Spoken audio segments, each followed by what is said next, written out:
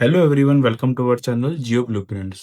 इस चैनल में हम बात करते हैं लेटेस्ट जियो पॉलिटिक्स के बारे में और जो लेटेस्ट डेवलपमेंट हो रही है साइंस के बारे में। प्लीज़ सब्सक्राइब करिए हमारे चैनल को। इस डेवलपमेंट पर दुनिया की हर कंट्री की नज़र है अभी कि इस डेवलपमेंट का आउटकम आने क्या वाला है। ट्रम्प फाइनली प्लान कर रहे हैं विजिट करने का चाइना को। और इस पूरे टेंस माहौल में जैसा कि हम जानते हैं यूएसए और ईरान अभी टोटली इंगेज है वॉर में। इसके बीच में वो प्लान कर रहे हैं चाइना विजिट पर, तो डेफिनेटली कुछ एक इंपॉर्टेंट मैटर ही होंगे जिन पे वो डिस्कस करना चाहते हैं। अब बात करें हम डेट्स के बारे में, तो ये डेट्स हैं 13th 14th एंड 15 मई को ट्रम्प फाइनली लैंड करेंगे और चाइना की कैपिटल बीजिंग में, और वहाँ डिस्कस करेंगे जो भी उनके पॉइंट्स हैं। अब हम समझने का ट्राई करते हैं कि यूएसए आखिर इस पूरी मीटिंग से क्या एक्सपेक्ट कर रहा है और क्या सोच रहा है जो मुझे मिल पाएगा चाइना से इजीली। सबसे पहला तो ट्रम्प चाहते हैं डिप्लोमेटिक विन। वो कैसे भी करके जो भी वॉर चल रही है ईरान के साथ, वो चाइना की सॉफ्ट इन्फ्लुएंसिंग का यूज करना चाहते हैं ताकि वो स्ट्रेट ऑफ हॉर्मुज को ओपन कर पाए और जो ऑयल के प्राइस अभी स्काई रॉकेट हो रखे हैं उसको थोड़ा डाउन कर पाए। क्योंकि अभी करंटली हर कंट्री इनडायरेक्टली ब्लेम यूएसए को ही कर रही है कि इसकी वॉर की वजह से ही हमारे हमारी कंट्री में जो केओस फैला हुआ है रीजन वही है। सेकंड जो इससे भी इम्पोर्टेंट पॉइंट है, वो है एक डील हुई थी 2025 में चाइना और यूएसए के बीच में। जैसा कि आप जानते होंगे 2025 में ट्रम्प उस टाइम में बहुत टैरिफ टैरिफ खेल रहे थे। तो उनने एक बार बीच में चाइना पे 200% का टैरिफ लगा दिया था और धमकी दी थी कि हम 500 लगा देंगे तेरे पर। तो उसी के रिस्पॉन्स में चाइना ने बहुत स्मार्ट मूव करा। जैसा कि हम जानते हैं कि जो वर्ल्ड का जो रेयर अर्थ मटेरियल्स हैं वो सारे के सारे जो भंडार है वो हमारे चाइना के पास ही पड़े हैं। तो चाइना ने बहुत स्मार्ट प्ले करा और उसने बोला, उसने अपने एक्सपोर्ट्स को धीरे धीरे बहुत कम कर दिया। इसके रिस्पॉन्स में क्या हुआ, जो उस समय जो रॉ अर्थ मटेरियल का जो प्राइस था वो अराउंड 6 टाइम हायर प्राइस में ट्रेड हो रहे थे यूएसए और यूरोप में। और हम जैसे कि जानते हैं, जो इस पूरे अर्थ मटेरियल में सबसे मेन इंपॉर्टेंट पार्ट है वो परमानेंट मैग्नेट। तो अब क्या होता है जब आपको फ्लाइंग जेट्स बनाते हैं, जैसे F-35 बनाना है या यूरोप को अपने कोई फ्लाइंग जेट्स के ऊपर काम करना है, तो उसमें यूज़ होता है परमानेंट मैग्नेट का। हम कह सकते हैं कि यार वो भट्टी है इस पूरे मॉडर्न टेक्नोलॉजी की। तो वही अगर इतना हाई ट्रेड होंगे तो बहुत मुश्किल हो रहा था उनको मेंटेन करना अपने सारे के सारे इक्विपमेंट्स, सारी मशीन्स, हर चीज़ को। तो इसीलिए उन्होंने क्या करा, अक्टूबर 2025 में ट्रम्प और जी दोनों मिले ऑन साउथ कोरिया और उन्होंने एग्री करा कि 1 साल तक हम ये जो भी हमारा टैरिफ चल रहा है मैं कम करूंगा, यूएसए ने बोला। और ट्रम्प और जी ने बोला कि फॉर 1 ईयर, 1 साल तक मैं जो भी एक्सपोर्ट है मैं इसमें बिल्कुल भी कमी नहीं आने दूंगा। वो अभी भी इम्पैक्ट है, जो भी इनके ऊपर अभी बात चल रही है, वॉर चल रही है, लेकिन इस बात पे दोनों एग्री है।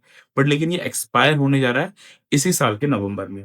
तो ट्रम्प को कैसे भी करके इसको एक्सटेंड कराना है, अदरवाइज ये यूएसए के लिए बिल्कुल भी सही नहीं रहेगा। अब बात करें अगर दोनों कंट्रीज एक जगह मिल रही हैं और बात कर रही हैं, तो चाइना की कुछ ना कुछ एक्सपेक्टेशंस होंगी। सबसे पहला जो चाइना सोच रहा है, जो डेफिनेटली वो एक पॉइंट रखेगा ही रखेगा, वो पहली चीज है कि भाई यूएसए को कैसे भी करके अपनी पॉलिसी शिफ्ट करनी होगी ताइवान से। जैसे कि अभी जानते हैं यूएसए टोटली मानता है ताइवान की इंडिपेंडेंस को, और वो कई बार ये भी कह चुका है इसकी इंडिपेंडेंस के लिए वो वॉर तक करने के लिए रेडी है। बट चाइना कैसे भी उसे मनाएगा, बोलेगा भाई इसकी इंडिपेंडेंस को भूल जाओ, और दूसरा इसको शिफ्ट करो पॉलिसी जो भी है तुम्हारी। और सेकंड चीज है आपकी एआई के ऊपर भी दोनों के दोनों डिस्कस करने वाले हैं। अब एआई को अगर मैं आपको एक चीज बताऊं, कोई भी अगर हम बोले दो कंट्रीज के जब टेक्नोलॉजी के ऊपर हम डिस्कस करते हैं कि ये कितना आगे है कितना एडवांस है, हम जनरली मंथ्स से रिस्पेक्ट में नापते हैं। फॉर एग्जाम्पल अभी जो करंट डेटा के हिसाब से हम जो मानते हैं कि चाइना 8 मंथ्स पहले है यूएसए से। इट मीन्स जो भी आज यूएसए डेवलप कर रहा है वो 8 महीने के अंदर अंदर चाइना इजीली डेवलप कर लेता है। तो चाइना इसको कैसे भी कम करना चाहता है। अब इसके ऊपर ये डील्स होंगी जो भी होगा, बट चाइना इसे कम करना चाहता है। बट वहीं पर यूएसए इसको बढ़ा के 24 मंथ्स करना चाहता है कैसे भी करके। यूएसए इसको बढ़ा के 24 मंथ करना चाहता है ताकि वो हमेशा अपर हैंड में रहे चाइना के कंपैरिजन में इन फ्यूचर जब भी इनके बीच में कॉन्फ्लिक्ट होगा। अब लेकिन ये जो भी डेवलपमेंट हो रही है, जो भी ये मीटिंग हो रही है, अगर मैं आपको दूर से नजरिए से बताऊं तो चाइना बहुत अपर हैंड में बैठा हुआ है। ये कह सकते हैं हम ड्राइविंग सीट में तो चाइना ही बैठा हुआ है। इसके पीछे कुछ रीजंस हैं। सबसे पहला क्या रीजन है, वो है स्ट्रेटेजिक डिस्ट्रैक्शंस। इसके बाद जैसा कि आप जानते हैं अभी तक यूएसए का काफी हैवी इन्वॉल्वमेंट था इंडो पैसिफिक पे। बट लेकिन ये जो वॉर हो रही है ईरान के यहाँ पे, स्ट्रेट ऑफ हॉर्मुज के यहाँ पे, इस वजह से सारी की सारी जो नेवल है यूएसए की वो सारी शिफ्ट कर गई है from Indo Pacific to the Strait of Hormuz. तो इस वजह से जो चाइना का हमेशा सपना जो रहा है गार्डियन बनना इंडो पैसिफिक का, वो पूरा होता हुआ दिख रहा है। क्योंकि यूएसए इन्वॉल्व अभी है नहीं बिल्कुल भी यहाँ पे, और पूरा का पूरा जो कंट्रोल है वो इजीली चाइना अपने कर सकता है अभी इजीली, क्योंकि उसके पास काफी स्ट्रॉन्ग नेवल है। दूसरी चीज है इकोनॉमी लेवरेजेस। जैसे कि आप जानते हैं क्रूड ऑयल अपने स्काई रॉकेट पर हाईएस्ट ट्रेड कर रहे हैं।